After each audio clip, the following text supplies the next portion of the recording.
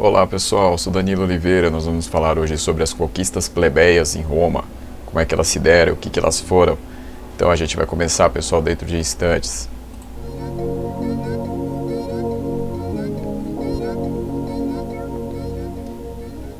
Eles conquistaram o direito de ter os tribunos da plebe, que foi o primeiro de uma série de direitos que os plebeus iam conquistar ao longo da história da República Romana. Pessoal, como vão se dar essas conquistas, né? Como é que os plebeus eles vão conseguir fazer com que os patrícios pudessem respeitar os direitos deles, né?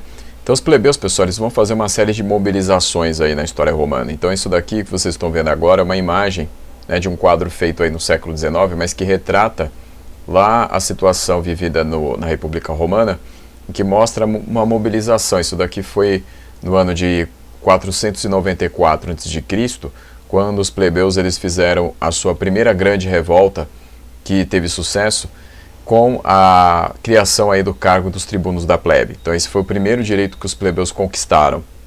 Em 450 a.C., que vai ser importantíssima também, que é a Lei das 12 Tábuas, que garante que os plebeus possam consultar o material escrito sobre as leis, porque antes o que os patrícios faziam era utilizar leis orais, ou seja, leis não escritas, leis apenas faladas, o que prejudicava muitas vezes os plebeus porque prevalecia muito a força. Então, com a escrita das leis, os plebeus têm uma garantia de que podem consultar se aquilo está correto ou não de ser aplicado.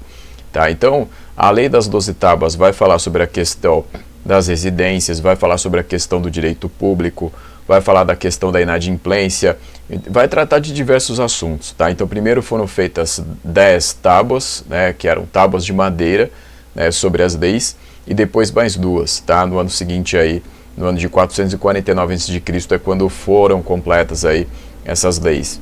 Em 445 a.C., pessoal, foi feita a Lei Canuleia. Essa lei ela determinava que a partir deste momento os plebeus eles poderiam se casar com mulheres de famílias patrícias, porque era algo proibido pelos patrícios até então. Então os plebeus foram enriquecendo nesta época. Então uma forma deles conseguirem acessar os cargos maiores no Senado, as outras atribuições, era se envolver então com mulheres de famílias patrícias, podiam usar então esses casamentos para poder se tornarem eles mesmos patrícios e poderem então aí ascender a novos cargos. Em Licínia Sextia, de 367 a.C., os plebeus puderam se livrar da escravidão por dívidas. Então, um grande problema dos plebeus era se tornar escravos por dívidas. A partir do fim da escravidão por dívidas, essa lei de 367 a.C. permitiu que os plebeus acessassem os outros cargos das magistraturas romanas. Então, cargos de edis, cargos de pretores, cargos de censores. Então, esses cargos foram permitidos para eles a partir de então. Então, a partir do ano de 287 a.C., os plebeus puderam ter seus direitos estendidos por toda a faixa territorial conquistada por Roma. Então, isso foi uma grande conquista, porque até então os direitos deles só valiam na própria Roma. Então, a partir desse momento, esses direitos passam a ser atribuídos para toda a faixa territorial romana. Da forma, pessoal, os plebeus eles tiveram diversas conquistas, isso serviu para equilibrar um pouco mais o poder em relação aos patrícios.